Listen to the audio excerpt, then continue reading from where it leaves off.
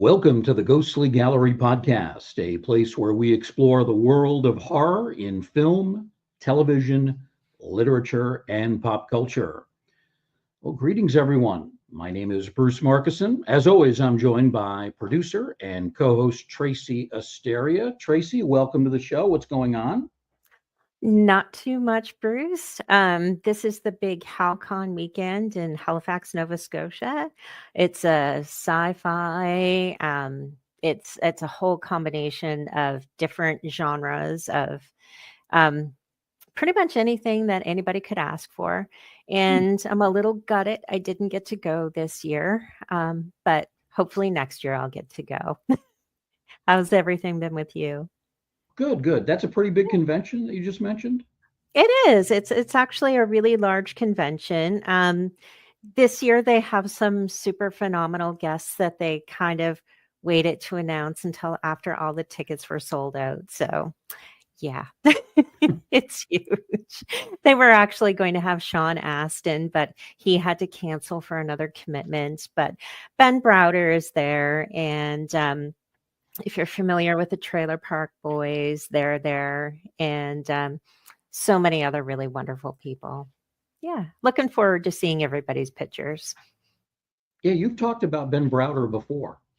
Yes, I'm a huge Ben Browder fan. I was supposed to meet him at GateCon a couple of years ago, but he had to step away for another project that he was working on at the time. So he's actually so close, but yet I couldn't get that ticket.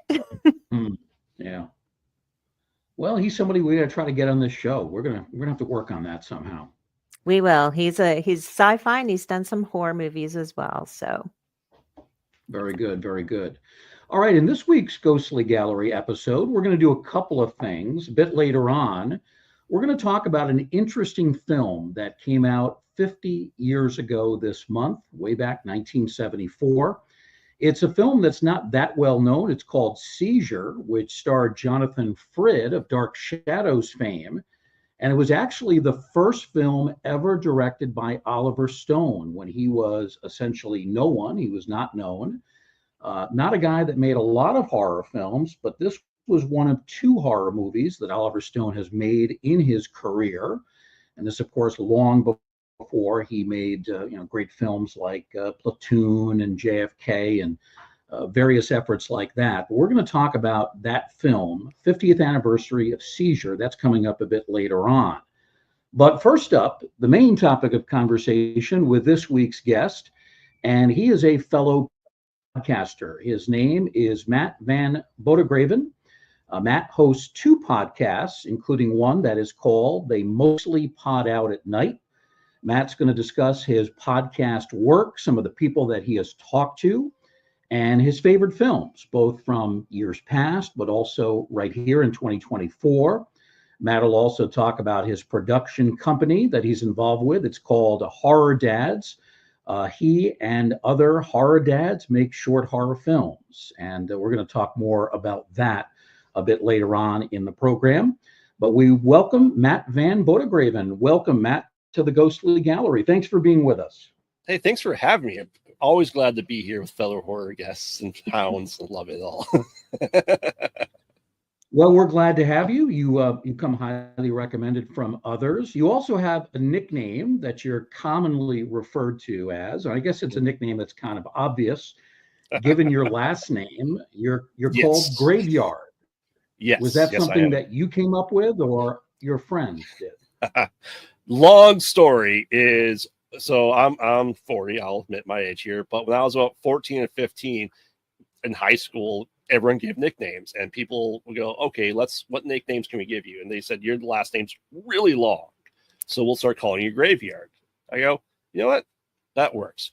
And then I started backyard wrestling like an idiot as a teenager. And that was my wrestling name was Graveyard.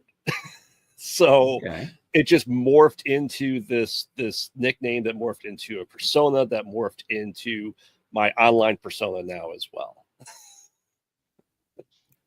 So you've been a wrestler as well? Yes. If the early days of YouTube, I was uploading videos in 2007 and of our wrestling stuff and skits and horror sketches that we were doing way back when. So, Wow. yeah. Do you still Back do when this, or is that simply from the past? that is simply from the past, just because when I met my now wife, she goes, "You get hurt, I'm not gonna feel sorry for you." Yeah. And only got one concussion. So Oh my Wow. goodness. Yeah, that's enough. Yeah. our wrestling mat was the ground. So that's Oh boy. yeah. Wow. All right. Well, Matt, let's really begin the serious conversation here by talking about your podcasting efforts. Tracy Mhm. and I, of course, are podcasters as well. That's what we're doing right here. I'm always curious to hear from other podcasters, fellow podcasters, about how and why they got started. So, what motivated you to get involved with podcasting? So yeah, like I said, I was talking about doing stuff in 2007, 2008 with YouTube starting, and like I said, you had the 10-minute format, and I go, this is going nowhere. I was very wrong at that point in time. But about 7 years ago, I started a different job in my day job, and I was talking to my fellow coworker, and we just kind of hit it off. We're great friends. He's my co-host right now, Salem. And so we started talking, and we go, you know what? We played video games together. Let's play video games. And we're playing D&D online weekly, and we were talking about horror movies we've been watching. Every time we play online or playing D&D that was out of character. And so about 3-ish years ago, I go, you know what? Why don't we do a show about this? We talk about horror movies, talk about what we liked and what we didn't like. And so I was also working on a side project of history of video game consoles and games and stuff like that too, because I'm also an avid video game collector and gamer. And I got into editing Discord server, and I was talking to people, and they go, hey, we also do a podcast. Here's how easy it is to set up. And I was talking to Salem, like, you know what? Let's do it. And we just decided, like, we're going to do the history of horror, the history of rentals, VHS, how we grew up with it. And it evolved into a we watch bad movies so you don't have to type thing where Right. we'll take a topic, and we'll have 3 or 4 movies that fit into that genre or topic, something that we're going for that episode. And we mix up the new movies that come out. There's hundreds of movies a year. We try to pick out the biggest ones, and then we also pick out the filler. Going back in time, look at Toby Hooper stuff and other movies that we may have missed growing up. Yeah. So, How did you find it at the beginning? For me, I had the idea a couple of years before I got started, mhm, and I didn't have anybody that could do the technical side of things, recording and editing. That was just not, I come from a radio background. I now work at the Baseball Hall of Fame. I do a lot of interviews online with Hall of Famers, baseball celebrities, that sort of thing. But the technical side, I didn't have anybody to handle that. And then I was introduced to Tracy by a mutual friend. And once that happened, we were able to get this thing off the ground. And mhm. it's actually, once Tracy came aboard, it's gone pretty darn smoothly, which I think is a tribute to Tracy. How about for you? Was it smooth from the beginning, or was it a little bit bumpy? I do IT for a living, so technology is in my wheelhouse. So I do day-to-day new technologies all the time. So it is pretty easy for me to jump on. And like I said, enjoying Discord servers and talking to other people, I was able to kind of see the tools that they use. So Yeah. I am actually part of a couple other channels on YouTube as well. So joining them and seeing how they run things and the programs they use really gave me that head start to go, okay, I'm using StreamYard for Conversations of the Void. That's a newer show for us. But I use Riverside for our pre-recorded show, just because I did a lot of research of best free-ish platforms. I did Riverside, and I go, you know what? This is pretty easy. I can export an MP3, I can export a WAV, and in editing, I said as part of that editing server. But like I said, back in early days of YouTube, I was doing the editing for wrestling videos, so I already got a heads up with editing as well. So I kind of fell into that. So for you, it was pretty easy transition to make to get started in this. Yeah, it was It is Very fairly good. easy, and then getting that momentum and going. You know, the biggest thing we had when we first started was our podcast not to be 5 hours long.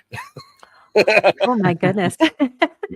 We took on the daunting task of talking the entire Alien franchise in one episode. Really? Yeah. So this before Romulus, but up into Covenant. And my co-host Salem is just an avid lover of Aliens. So like when he was recapping the movies, he was almost going 45 minutes in the recap of a movie. And so I'm just going, this is a little bit long. So I was trying to listen to it and find like a stopping point to kind of do a middle piece and break it up. And that's after we did that, we realized, we have to be a little bit shorter. Right. Makes sense. That's brave, taking on the whole Alien franchise in one episode. Yes, we realized we couldn't do 7 to 10 movies a week. Right. Yeah. What's the best part, Matt, of being a horror podcaster? What's the thing that you really like the most of it? With the pre-record show, we review movies, it's a chance to realize that we missed a lot of movies growing up because we're all of the age that you had to walk into the video store, and what you had was you looked at the cover, the paragraph on the back, and you rented it or not. And if they didn't have it, you didn't know it existed. So and that's kind of like what we're doing is like we're realizing that we've seen a lot of horror movies, but there's a lot that we don't know about that we've missed that have been on our buckets list for forever. So it's a good way to relive and see older movies for the first time. Mm-hmm. Oh, I totally agree because I'm kind of the same way. A lot of the movies that I didn't see growing up because number one, I wasn't allowed to watch them, or, again, walking into the Blockbuster, the local video store, it's like hundreds and hundreds. What do you choose? So I'm just now re-exploring like a lot of the ones that I've missed. And I thank Bruce. There's been some really great movies and, some really not great movies, which I'm sure we'll get into. But I totally agree about the whole movie piece. So I'm curious just to know from your aspect, what's one of the biggest challenges you've faced as a podcaster? It is getting out there. It is getting to be seen, quite honestly. It's trying to figure out that the funness that is the algorithm. and like I said, we're prepping for 123rd episode of a pre-recorded show tomorrow. Oh, wow. And it's like I said, it's been weekly, if not twice a week in October. And the hardest thing is really watching the movies in a timely fashion, getting our pseudo script together that we have in there. We have our introduction and our outro, laid out and scripted out, and then just kind of figure out what we're doing with it. But like I said, it's getting out there. It's, you can look at the metrics, you can see, okay, this isn't doing well. But then I look at like where it's being listened to, and I go, it's on 5 continents. That's right. And I'm just going, why? Why is Belgium our number 2? No idea. Oh, wow. Yeah, no, I know. I look at some of the statistics for our audio show, and I was really interested to see some of the countries where we actually get some of our listeners from. Like there's China and Vietnam and Brazil. And I was really surprised. Our biggest audience, of course, is the United States, but then England is number 2, like the UK, and then Canada. So it's always really pretty cool to figure out, where your listeners are coming from. But I definitely appreciate, trying to get it out there is definitely like a really big challenge, just because there's so many podcasts and YouTube channels for people to choose from. So it's really hard to kind of make a good name, but I think everybody will get there eventually. Oh yeah. Like I said, and it's, listening, I had, David Cummings from the No Sleep podcast on my show, and he has 150 million downloads or listeners. And I'm just going, how? I mean, you've been doing it for 14 years, but like, How? Yeah. That's hard to fathom. Wow. Yeah. It's interesting when I look at it, like there's really the part that we control, and that's the Mhm. quality of the broadcast, the quality of the interview and itself. And I take more satisfaction if I know that Tracy and I have done a good show that's really entertaining, insightful, informative. And if it doesn't get all that much in terms of downloads, at least in the short term, I take satisfaction in knowing, yeah, we put out a good show. And yeah, we'd like more people to listen, to watch if it's on YouTube, which we do as well. But even if not a lot of people are listening to it, and you get Mhm. feedback and people say, that was a great program, that guest was fantastic, that was one of your best shows. For me, that's more meaningful than getting hundreds and hundreds of hits. How do you Yeah. balance those two thought processes? I mean, it is a numbers game, and it is kind of disheartening at times. But like I said, if I wasn't enjoying what I was doing, I wouldn't be doing it. If my co-host didn't enjoy it, he wouldn't be part of it. He'd be like, "No, I'm not doing this anymore. This is stupid." But Yeah. it's an interesting, as you said, it's a balance of the number game versus just putting on a good show, and that's what we strive to do. We try to put on a good show, and it's taking off ish for us in a way. We've had people now request, like, "Oh, you've been on our interview show, we want to be on your other show, we want to be on the Mostly Pilot at Night, because we want to talk movies with you. You guys have a fantastic format, we love it." And this is coming from a movie critic who does this as a living, that wants to come on to our show. Right. And we had him as a guest episode for the very first time. We had 120 episodes, just Salem and I. We had one guest, and he wants to do it again. He wants to get that going. So it's interesting to see someone like that, who is the critic, to like what we do and like how we do the show. So it's great that way. But as you said, you have a good show. I love it too. And I had personally a couple of experiences. I was wearing my old logo shirt that I made, or my wife made on her Cricket, and I was out at a grocery store in my town, and I was stopped by someone at the deli counter. They looked at you, go, "Where'd you get that shirt?" And I go, it's mine. Now, I wasn't wearing my hat. I had glasses on, which is not my standard format for the show. And they go, "Well, I love that show." I go, "Oh, well, that's me. That's me right there." But they're like, "Oh, okay." And like, that was weird. And doing the Massacre now for 3 years and sponsoring, people now recognize me as well, which is really odd in Chicago. And I was even at a concert, and I was stopped by a couple of people because of my tattoos, because of the shirt I was wearing. I self-promote everywhere I go.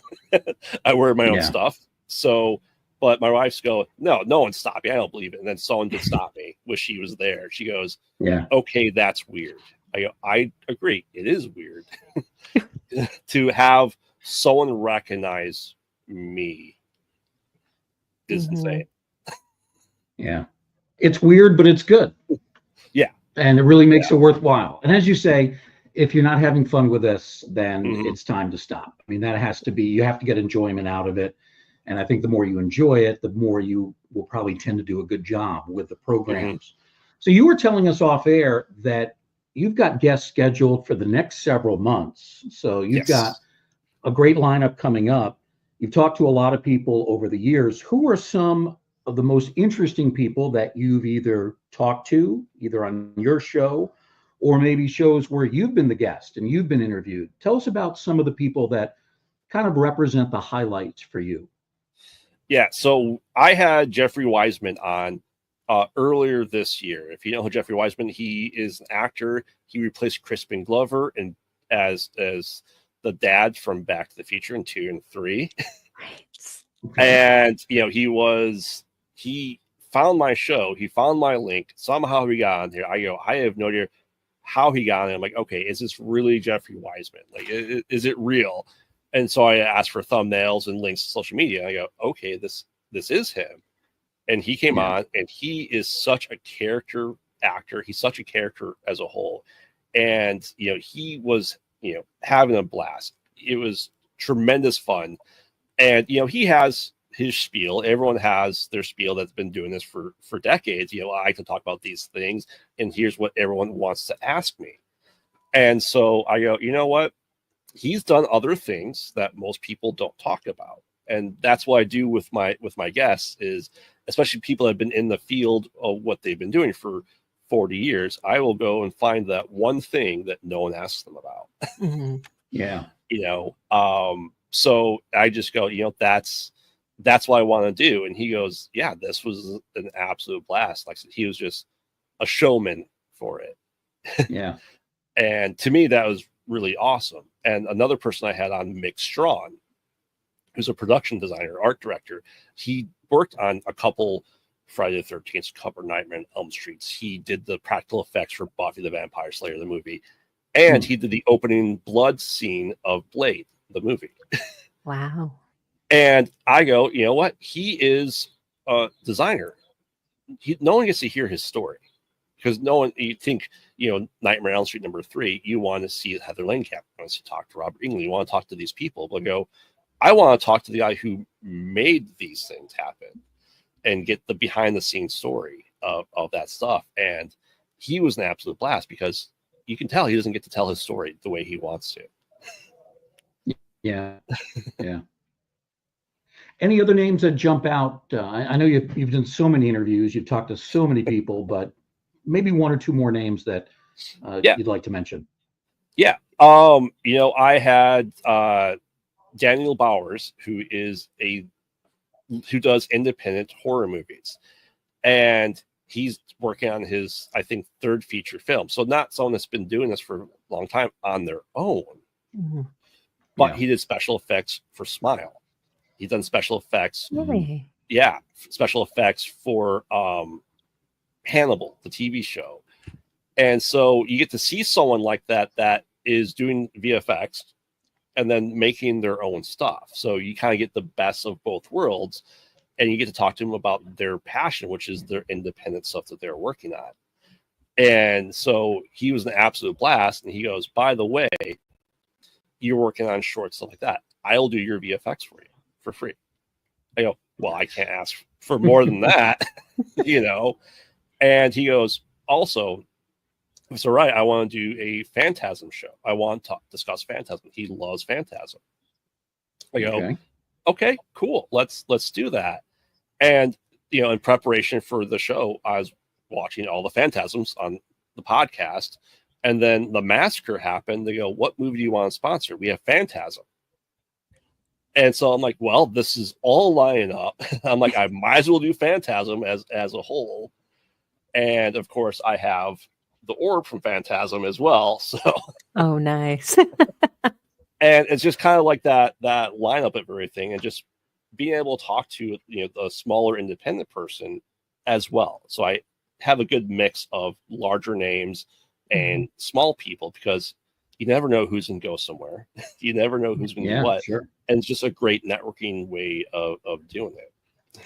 Oh, yeah. There's so many interesting people out there, and to just kind of like, I'm always amazed at the stories that we hear through some of our guests. I mean, we've had like independent creators, and, we've had some really big names, and, just through conversation, like you said, like the stories that you can glean from these people are so memorable, and I appreciate them so much. Mm-hmm.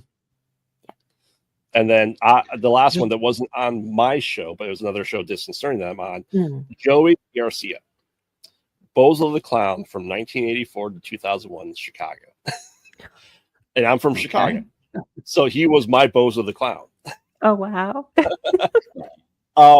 So to me, that was like, okay, this is cool. Like this is Bozo, right? It's Joey, and getting to talk to him about his decades in the world, and his 27 years as Bozo, or 17 years as Bozo. But I went back into his past, and looked at the Gong Show, which he was on. He had a character called Dr. Flamo. And so I was talking to him about that. And I go, this is very vaudevillian of you. And the way you took on Bozo was very vaudeville act. He goes, it was. Most people don't recognize that. And so, it's about an hour, 15-minute show that I did with him, and just being able to talk to him about his voiceover work he does now, the stuff he's still doing. Mhm. And, he's on the West Coast, and I don't get to go out there right now, but he was at another con with another channel I do, Distant Sterling, and they go, how's Graveyard? Like, I made an impression on him to ask about me like a year later, and Wow. ask how I'm doing. That's great. Sounds like you go to a lot of conventions. I don't. I've only don't? gone to. I've done a couple of movie marathons. I'm doing a convention here in 2 weeks. Mhm. But I'm starting to do the circuits now, and I know a lot of people that do cons, so my name is introduced and brought up to horror people at other cons I don't get to go to. So, Really? like the bathroom girls from Scream, they know who I am. Okay. Sean Austin knows who I am, just because of other people I network with. That's great. What's the convention that's coming up in a couple of weeks? Days of the Dead. It's in And Chicago. where is that? It's going to be at Rosemont in Rosemont, Illinois. This is the second one they're doing this year. I did the very first con I went to was in March of this year, and I got a press pass, and I didn't have to, long story short, I can't get really into the details of why that was a fiasco, but I went there and just as a guest, and just, yes, I had a press pass, so people were giving me a little bit more treatment, like when I was talking to the celebrities that were there. But what I did was I went to every vendor table, I went to every small table, I went to everyone and talked to them. Mhm. And so, like I said, every person I talked to booked on the show. Oh, wow. So I went to the con, and I was booked out for 3 months. Yeah, that's great. And so what I'm doing in this Days of the Dead here in 2 weeks is the podcast and Horror Dads has a table now. Oh, really? Oh, Yeah. wow. Okay. So now I know the people that run it. I go, I had to pay money, but I'm like, you know what? We have a movie that just came out a couple of weeks ago. I have the show. Why not? Because this marketing costs, right? And go have a table and have people come to us. Oh, that'll be so fun for you guys, though. Mm-hmm. I hope so. It will be. That's a very smart strategy. Glad to hear that. You're giving us ideas here as well, Matt. You may not realize that, but I'm going to start sending Tracy out on the road and doing some of this stuff. I go to conventions as well, but I guess I do it more as a fan. But I should do it more to promote the show. Now, a big part of what you do with your podcast, you review horror movies. You talked about you get out and see the newer ones. You mix in some of the older films, both B movies and maybe more mainstream efforts. Let's talk about some of the favorite movies from the past that you listed among your favorites. And I've got 4 you gave us. We'll start with an absolute classic from 1978, and that's John Carpenter's Halloween. And not a surprise that that would be among your favorites. Yeah, it to me, it is, because this is why I love horror movies as generally as a whole, especially you look at the 70s, 80s, they're independent movies at their core. And, it's, Haddonfield, Illinois, not a real town in Illinois, but it's the Midwest. I'm from the Midwest, and just seeing the story that's there and what they're able to do with a really small budget for a movie.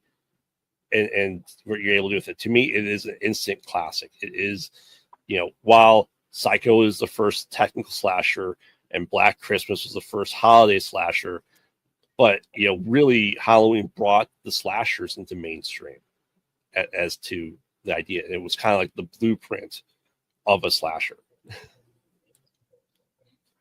Oh, nice. Do you remember when you first saw it? I saw bits and pieces in probably the late 80s, early 90s on TV, and probably like something channel. But the first one I remember seeing all the way through, which is most people consider the worst one, was The Curse of Michael Myers, which came out in 1996, starring Paul Rudd as his first movie. And I go, you know what? This is really good. So I went back and realized that there was 5 ahead of it. So yeah, immediately ate it up, and to the point where, you know, I'm 12 and my buddy has a camera, and you go, you know what? We're gonna make our own fan film Halloween movie. yeah.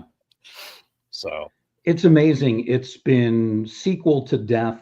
It's been remade to death to varying degrees of quality, but no one has been able to match what Carpenter did in 78. I mean, we're talking almost 50 years ago, and it's still at the top of the list. yes. And even the soundtrack, the minimal soundtrack is just perfect. John Carpenter just doing those couple notes on the piano. Yeah. Have you ever met Jamie Lee Curtis? I have not. Yeah. I'd You'd like to have her on the show, wouldn't you? Oh, absolutely. Absolutely. I like I said, I would love to talk to the person who built the set on the house too. I mean, like, Jamie's going to have the same stories, but I love behind the scenes stuff. So I'd love to talk to anyone behind the scenes. I'd love to talk to Nick Castle. Yeah. You know, I'm a little bit older than, well, both of you, but I first saw Halloween. It was in the early 80s. I think it was 81 or 82 when NBC debuted it on network television for the first time. And they actually aired it on the night of Halloween. I think it happened to be a Saturday, so it was perfect timing. And I was still fairly young. I mean, I was a teenager at that point, but it scared me. It was a film that it kind of hit home with me because Haddonfield reminded me of the town I grew up in Bronxville, New York. So when I saw those neighborhoods, I thought, you know, that could be my town. And there could be somebody like that out there, as scary a thought as that might have been. So it was a film that I was really able to connect with. So Halloween is one of your 4 favorites. Another classic is 1981's Evil Dead. Tell us about the first time you saw that one. Oh, man. I would say, okay, I didn't realize it existed, but after Mystery Science Theater 3000 on Saturdays in the early 90s, there's always a movie that came on right after, and this is on Comedy Central, and it's a guy walking, chained up in shackles, missing a hand. He's talking about how he traveled through time. It was Army of Darkness. It was the first Evil Dead movie I saw. It was the third one. And it's always on after Mystery Science Theater 3000. And I go, you know what? This is interesting. I didn't realize there's stuff before it. But as soon as I realized that, I go, I'm immediately going to go get these movies and watch them. So it's probably 1994-ish by the time I got to see the entire trilogy in its entirety. And ever since then, it's Evil Dead. Some would say I'm obsessed with Evil Dead. It's probably true. Yeah. I mean, all the upper part of my arm is all Evil Dead of my horror sleeve. Oh wow! So, and this is the story that I tell people, and my wife doesn't agree with it or find it funny. But when we first started dating, I go, "You're watching the Evil Dead trilogy. If you don't like it, we're done." Now, whether she likes it or not, I don't know. But we're still together. And it, to me, once again, it's that independent spirit that Sam Raimi, Bruce Campbell, and Robert Tapert brought to it. Like I said, this is how ingrained it is with my life. Is coincidentally, my oldest kid's name is Mia, which was Levy's character in the remake, Fede Alvarez's remake. So she was born 2 years before it, and her name is Mia. Now my son is Ash William. Oh wow! Oh really? Okay. Yeah. So, have you ever met Bruce Campbell? Yes. Oh, twice. Have you? Oh, really? Oh, so what was he like? He's a jerk, but funny. So in 2008, when he did the movie My Name is Bruce, he did a couple of cities where he premiered it, and I went to see the Chicago premiere with my wife. So we got to meet him then, and so he was there doing the entire movie, did a Q&A. It was absolute blast. Last year, he did the last fan standing for Bruce Harama, where he did quiz shows. He had horror trivia and trivia there as a genre. And my co-host and I got tickets. We sat in the front row. We got to take a picture with him. We got to meet him. There was probably 1,200 people there, and only the top 4 got onto stage. Now, I was number 11 of the points. So almost on stage with them and doing trivia. But yeah, he, like I said, he's a blast. I'd love to have him on, obviously. I know quite a few number of people that know him personally. Oh, but wow. that is my bucket list, is to get Bruce on. He sounds like he would be such a hoot and a blast just to even speak to for a few minutes. Yes, I would have to not fanboy out and to go to the stuff that he doesn't get to talk about, which I think would be gangbuster for him. Absolutely. But you say he's a bit of a jerk. Why? He doesn't like his fans. He's sick of the same questions. He's had 43 years of the same questions of what's your favorite line? What line do you like the best? You know, all this stuff. And as he said, he told the story of when he met Shatner. He goes, I didn't ask him about Star Trek. I talked to him about, R.J. Hooker or T.J. Hooker. T.J. Hooker, and T.J. Hooker. He's like, I started talking about this obscure stuff and giving the hint to the audience not to ask any more Evil Dead questions. Next question was, why do you like Evil Dead 2? And you can see just the emotion drain from his face. And people didn't get his story, the purpose of the story. But like I said, he's sarcastic, which is fun. But do you think he's putting on a bit of an act too? Oh yes, I think he is, but I also feel like part of it is he has flat out said he doesn't want to be known as Ash Williams his entire life. He's done so much more. Yeah. So I appreciate him for everything he's done. I watch everything he's done that's not even outside of Evil Dead. He's why I watch Burn Notice. Yeah, it was a very good show. I used to watch it every week. Another movie you really like, 1 year after The Evil Dead came out, The Thing, another John Carpenter film. Tell us about that one. Yes, it is arguably the best remake of a horror movie ever made. From the original, Thing from Another World. And taking John Carpenter's spin on it and just taking the story to it. And to me, it is the quintessential pinnacle of body horror to the T. And it really showcases the practical effects that can be done in a movie. And for me, that's why I just absolutely love it. And it's a bad ending. You don't know if one of them, none of them, both of them are the thing or not. And I love bad endings too. So it's, like I said, it's what horror movies should be, that they tried to be, and just showcasing what talent can do with probably not a big budget. Yeah. It's really weird, though. When it came out in 1982, the critics panned it. It did very poorly in the theater. It's really only in the last 25, 30 years that it has become acknowledged as a horror classic.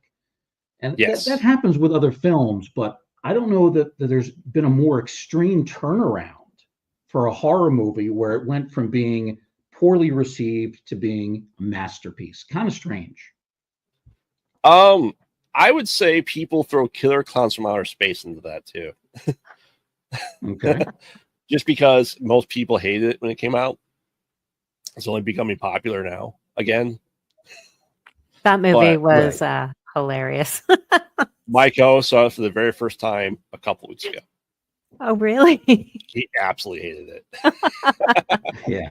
Well, there's so much merchandise coming out for that movie too, which I was really surprised to see. There's like games and figurines and, all kinds of gadgets. But I saw it a few years ago for the first time, and I was just like, didn't know what I was watching. Oh, that movie was the bane of my childhood, trying to figure out what that was, because it's also on Comedy Central growing up. And it's before the internet. I would go, there's clowns running around killing people. What's this movie? I have no idea. I have no way of knowing. Yeah. Took me like 8 years to find it. One more film from the past that you really like, and well, I share your thoughts on all these. They're all great movies. But this is one that I have special fondness for because for years I didn't want to see it. I heard the title, Tucker and Dale versus Evil. I thought it was ridiculous. Mm-hmm. And a guy I worked with at the Hall of Fame, Nate Tweedy, since left the Hall, now works at one of the area universities. He kept telling me to watch it, and I finally got around to seeing it. Came out in 2010. I don't think I saw it until probably 2020, something like that. And I was kicking myself for not having watched it sooner. It was one of the great horror comedies of all time. Mm-hmm. Yeah, it's Tracy hasn't seen it, so I don't want to spoil too much about it. But it's horror comedy is I feel very hard to do. You have the cheesiness of the 80s, which they were dead serious while making the movie, but people took it as comedic now, right? They view it as a comedy, which led to this whole other thing of making bad movies so bad they're bad, like Sharknado or Birdemic, and that you have people just trying to tie into that cheesiness and not doing it well.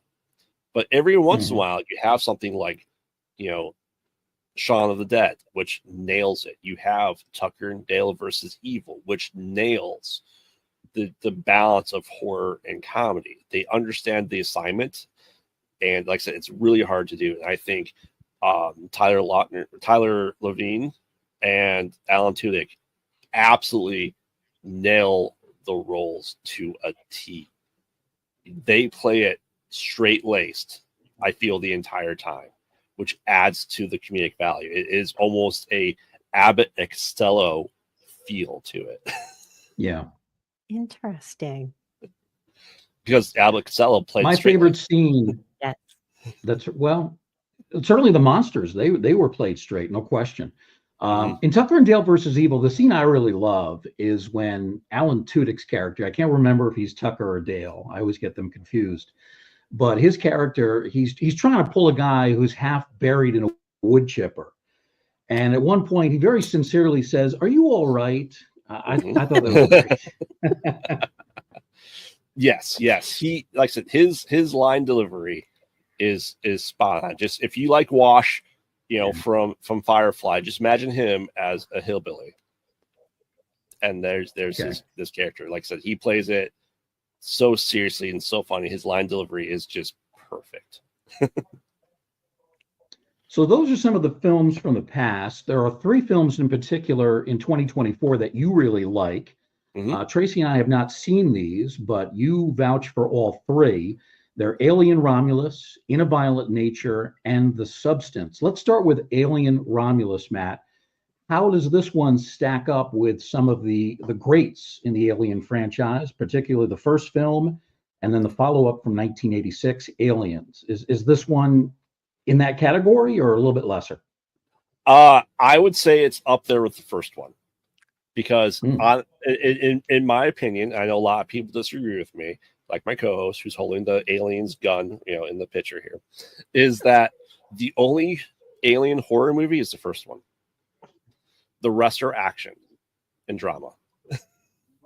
Aliens, when you just have people spraying and praying aliens, that's an 80s action movie to me.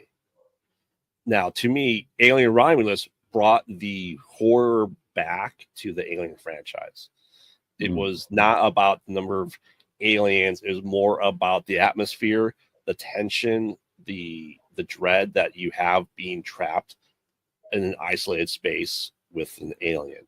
Because, Prometheus and Covenant, they're on planets. They have wide open spaces. So to me, that's not a singular entity, which is essentially a slasher film, because the first Alien is a slasher. It's a creature taking people out one by one, and honestly hiding the bodies in ways that are revealed later. So to me, Romulus, it goes Alien, Romulus, then Aliens. In sequentially in chronology in that universe, that's how they go too. But like for the best in that franchise. All right, so you're really big on Alien Romulus. How about In a Violent Nature? That's one I'm not as familiar with. Tell us about that. It is what if Friday the 13th, say 2 or 3, or anyone that has Jason Voorhees, from the perspective of Jason Voorhees. Okay. You follow in third-person view the killer as he trudges along from scene to scene to scene, and the only time you hear audio, you hear people talking, is when he gets close to people. So there's lots of silence. There's lots of just what the killer would see and hear in that world. So it is definitely an independent Canadian slasher. And after I saw it, I immediately tried to message the creator of it and you need to come on my show. Didn't respond. Yeah. But it to me, it feels like it felt right at home in the 80s. It had that perfect vibe, perfect feel to it. Even to the kills, it was, you could tell they're obviously fake, but it was practical effects. Oh, interesting. Is it set mostly in outdoor locations? It is. Yeah. It is. So it's like I said, it's interesting to see it, which I've never seen done from the perspective of the killer. Oh, that's pretty cool. I've never heard of it before. I'll have to look that one up. Yeah, it came out April or May of this year. And it was very, very small release, but it's an interesting way of doing a slasher that's not the same rehash. And it's a Canadian film too. Oh, that's interesting. Okay. There we go. So I'm curious about the one that you suggested, The Substance. Is it Demi Moore and Dennis Quaid that's in that film? Yes. Oh, interesting. What is that one about? I never heard of that one either. It only came out like a month and a half ago. Okay. And if you like David Cronenberg, think David Cronenberg movie. It's not by him, but it is almost all practical body horror. Oh, really? So the gist of it, it's not going to spoil anything because in the trailers, essentially, you take the substance, which looks like the reagent from Reanimator, and you inject it into yourself, and a younger version of you comes out. Okay. Literally rips their way out. Oh. And you have a week on and week off between the yourself and the younger version of you, and the consequences that go for not following the rules. Oh, interesting. Did you see that one at a theater? Is it a theatrical release, or was it wasn't theater? It actually had a guest on, like when it was out, suggested for me to see it. Okay. I was going to watch it anyway, but I go, you know what? I watched it and I go, this is really good. Like, this is really good. And this is the movie that if you read anything about Demi Moore, talking about people, it's like, oh, she gets naked, like full naked, and she's about 60. Like, oh, that's very brave of you. She goes, no, I'm just an actor. That's not brave. People that do real things in the real world are more brave. People that are fighting in wars, stuff like that, they're more brave than I am. I'm just acting. Oh, geez. Oh, that's pretty cool. I'll have to watch that. I haven't seen Demi Moore and Dennis Quaid in a movie in a super long time, and that's actually a really interesting kind of. I like David Cronenberg movies, so if it's kind of like one of those, I think it would be kind of cool to see. It is, like I said, when you know that most of it is practical, you just go, wow, this is. Yeah. Shout out to Sam Irwin for suggesting that to me. Well, that's 3 great recommendations for new films in 2024: The Substance, In a Violent Nature, and Alien Romulus. Finally, Matt, let's talk a little bit about the production company that you've become Mhm. a part of in recent years. It is called Horror Dads. Yes. What's the significance of that name? Oh, we're all dads. That's Okay. And it's you all it, love it's horror. Okay. yes, yeah. We all love horror. We all make horror, and we are essentially weekend warriors. Where in our spare time we make movies. So Yeah. I was introduced to the horror dads about a year and a half ago, when they were at the other show I was at. It was at a con, and some of the horror dads were there, and they're talking to my co-host of the other show. That's his show. He goes, "Oh, you do horror movies? I know a horror guy. You should come on to the show." And so Hmm. I had him on, and we're talking to the interview. He's like, "Oh man, I'd love to have you out in a movie." He's like, "Okay, so you're in California area?" I go, "No, I'm in Chicago." It's like, "Oh, I'm in Reno." I'm Okay. like, "That's 2,000 miles away." And he goes, "By the way, there's a guy in your area that's part of Horror Dads that also makes movies." I go, "Okay." Had him on the show, talked to him.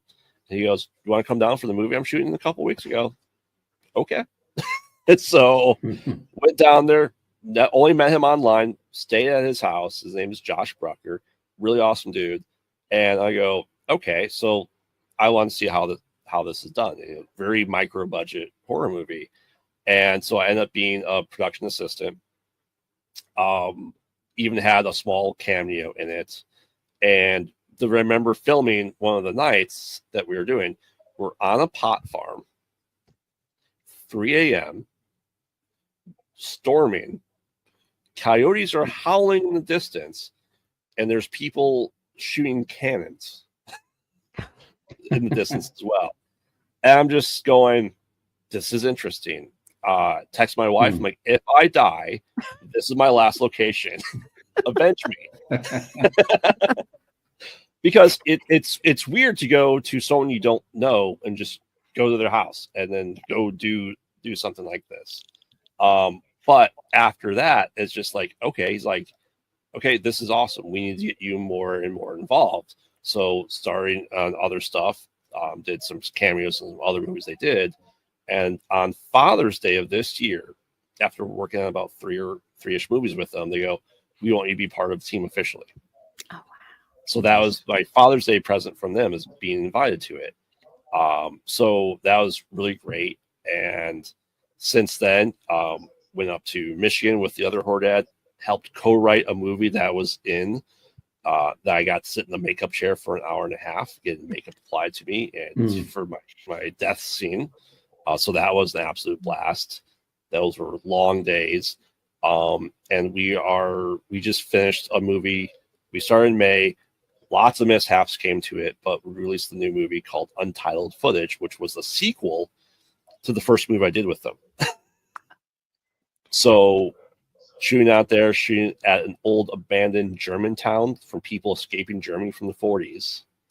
We got to shoot there, and it was an absolute blast. We had some actors not able to show up, and I go, and Josh like, "Hey, would your friend? Do you have a friend that would be willing to be part of a kill tape?" I go, "Let me talk to her." Yes, and another actress didn't show up, so I go to my wife. I'm like, "Hey, do you want to die in the movie?" She goes, "No." Well, you're going to. And so the killer in the movie wasn't able to make it down for that weekend, but we had to finish this. So I was the killer in that. So I got to kill my wife in the movie in our garage. So And how did that go? It was great. She got more money out of it than I did. She got Halloween decorations. So, but some of these things were deemed too extreme for Amazon. So I go, you know what? I made a movie with Josh, who wrote it, and got to input here. I was assistant directing and stuff like that. Got to do scenes that were too brutal for Amazon because of it too. So, Oh, wow. Interesting. Mm-hmm. Wow. So By the way, we have there's a a lot. website. People want to learn more about Horror Dads. It's horrordadsproductions.com, but instead of the S after dad, it's a Z, right? Yes.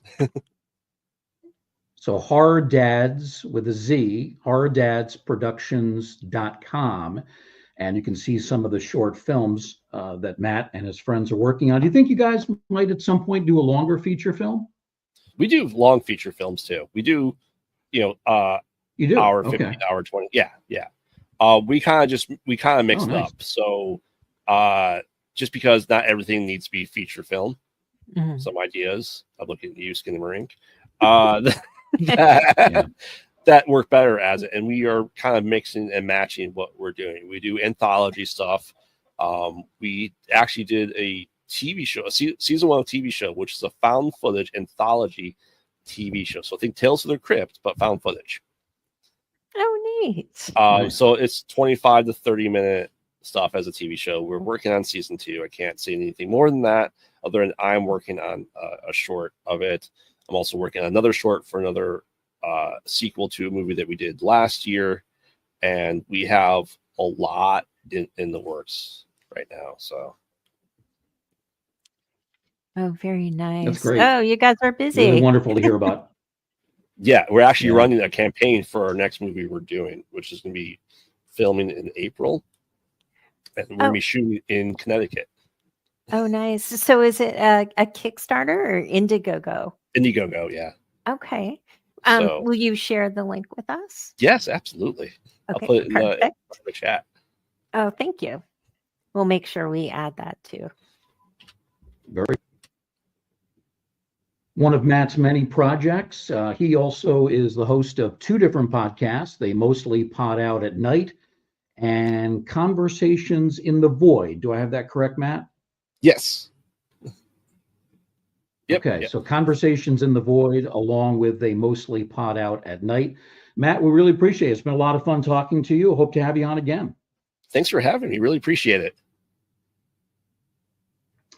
Our guest has been Matt Van Bodegraven, better known or more simply known as Graveyard. We're going to take a short break. Then we will come back. Tracy and I will offer some thoughts on a strange film that came out 50 years ago. It's a bizarre movie called Seizure. We'll be back momentarily on the Ghostly Gallery podcast.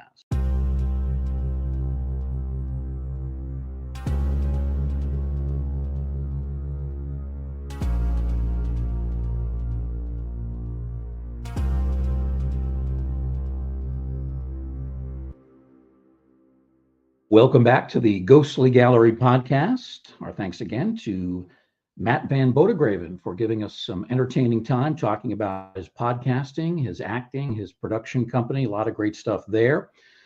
For the rest of the show, we're going to talk a bit about a very strange film from 1974. So this month will mark the 50th anniversary of a relatively obscure horror film that was called Seizure. Came out November 74, was the first full-length movie ever directed by Oliver Stone. And he's really never been known for his work in horror, but he did this movie. And he also did a movie with Michael Caine in 1981 called The Hand. And I actually saw that probably not that long after it came out. I remember very little about it, but he's done a couple of horror films. And again, this was Stone's first film ever. I really, though, became interested, Tracy, in watching this, not because of the Oliver Stone connection, but because of the star of the movie. And that's the great Canadian actor, Jonathan Frid. So he made this film 3 years after his signature show, Dark Shadows, came to an end. And we all know how good Jonathan Frid was as the vampire Barnabas Collins. In this movie, Seizure, the character he plays, quite a bit different. Frid stars as horror author and illustrator Edmund Blackstone. And he's been having a recurring nightmare in which he sees 3 villainous characters. They keep showing up. One is a vicious little person named Spider. A second is a very large man called the Executioner. He's really a brute with a badly scarred face. And the third is the Queen of Evil. She's the leader of the group, and she is played by Martine Beswick, great actress. At the same time of these recurring nightmares, Blackstone and his wife Nicole invite a group of friends to spend the weekend at their country mansion.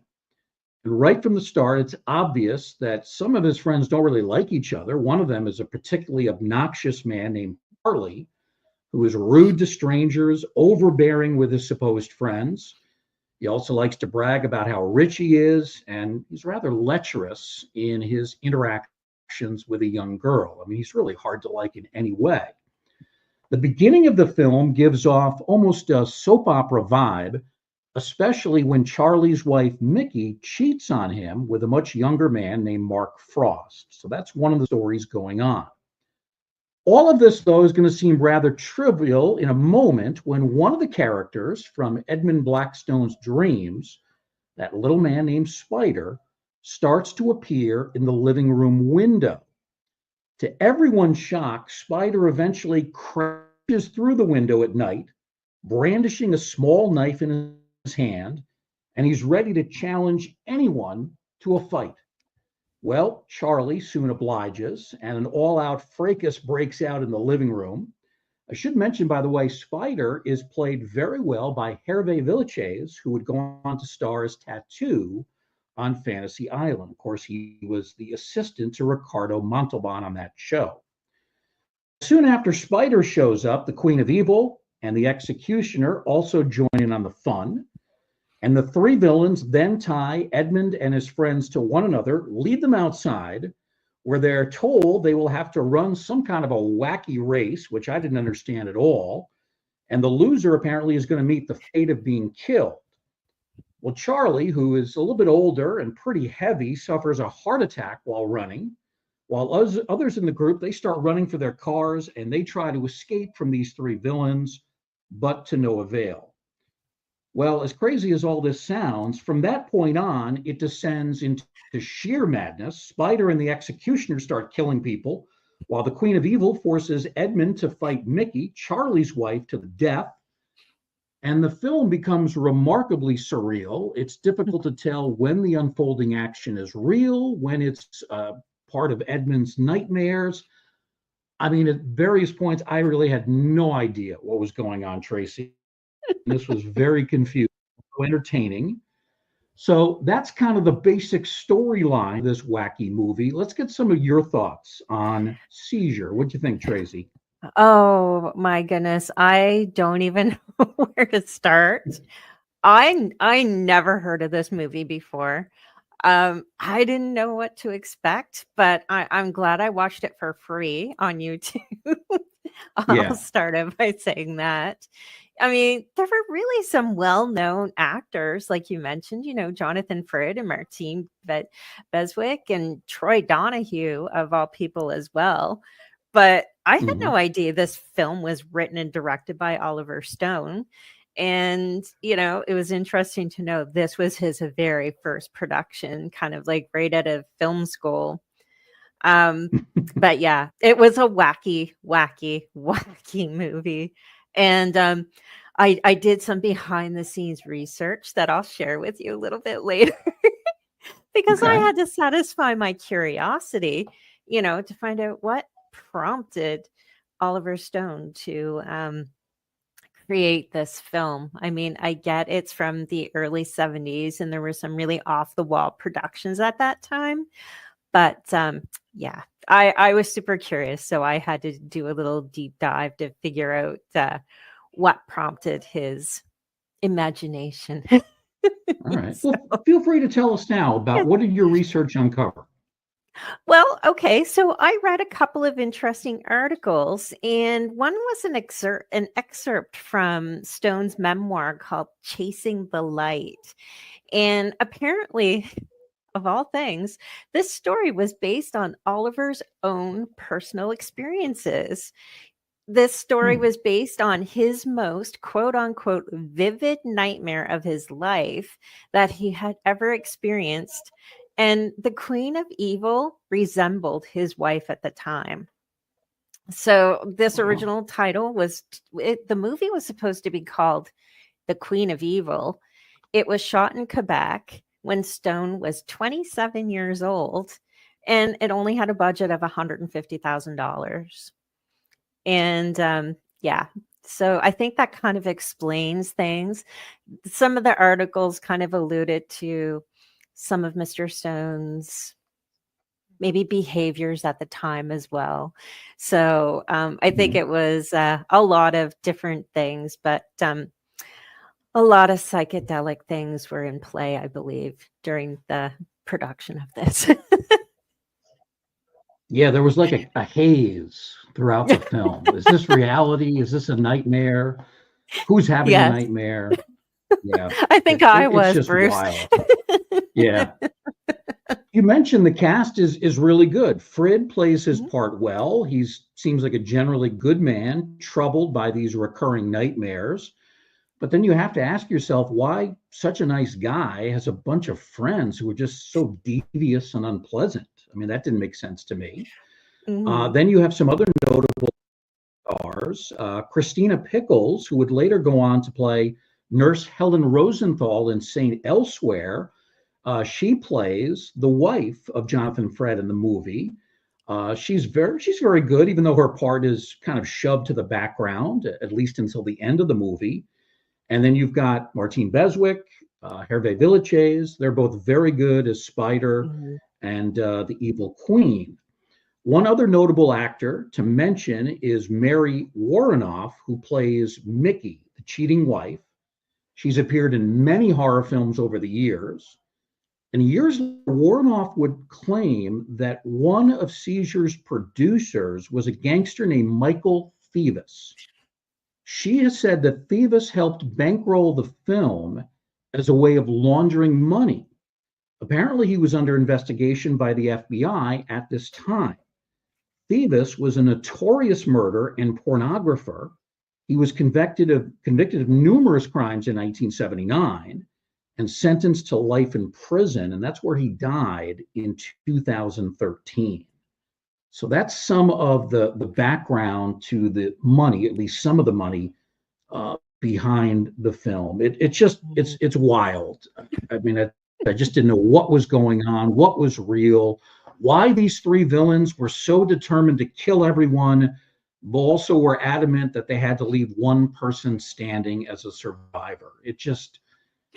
It defied explanation at times. Not a particularly good film, given its often incoherent story. It's also got choppy editing and, as I said, incredibly bizarre nature. But I'll say it is memorable. And Mhm. it's also got Jonathan Frid, so I'm going to give it a little bit of a bump there. I'm going to give it 2.5 stars, which I know is very generous, but again, it's a testament to me being a fan of Frid. So I'm giving a generous 2.5 stars. Tracy, what's your ranking for this? Well, I'm going to share another quick story with you first, Bruce. Um, Sure. Jonathan Frid, he also said this movie was not very good. I read a few articles about him as well on this. And get Hmm. this, he also mentioned due to the severe budget restraints, the whole cast and crew actually lived together in the house that they filmed this movie in. And he just said it was just a bizarre ride. Well, and Yeah. I was just like, yeah, I can't even imagine living with everybody under the same roof in that house shooting that. Like, I couldn't do it. Um, this movie is definitely not at the top of my watch list or anywhere on my watch list, actually. But it was memorable, just like you say. And it was confusing. It was psychedelic. It was really strange. Um, it's an Oliver Stone movie. He's done really great work, but I'm really only going to have to give this 1.5 stars. And it's not something I will go back and revisit. Sorry. I, that's fair. It's probably what it's worth. 1.5. I gave it 2 because Frid's in it, Martine Beswick's in it. Hmm. Spider was kind of interesting. Watch him running around, brandishing a knife for seemingly every scene he was in and Hmm. issuing all these proclamations of doom. And it just, yeah, it was strange, start to finish. but Yes, memorable to say the least. Yes, definitely memorable. absolutely. I really didn't know what to expect. I'd never seen it until 3 nights ago. I'd always wanted to see it. I found out it was on YouTube. I said, we've got to do something on this because it's 50 years ago. And for Hmm. better or worse, we have done that. So, Absolutely. I was kind of wondering where you ever heard of this movie, and I was just like, well, that's interesting. So, yeah, I think I saw it maybe on Jonathan Frid's page. He didn't do a lot of movies after Dark Shadows came to an end. He was really more of a theatrical guy. He was a right. Shakespearean trained actor. I wonder if working on this film convinced him that maybe I shouldn't do these movies anymore. Maybe I should try something else. Right. So that's Seizure from November of 1974. That's going to wrap things up for this show. Tracy, as always, thank you. Oh, thank you so much, Bruce. This has been a blast. We thank all of you for joining us in this Museum of the Macabre, very macabre this week. And we hope we'll see you again next time in the Ghostly Gallery.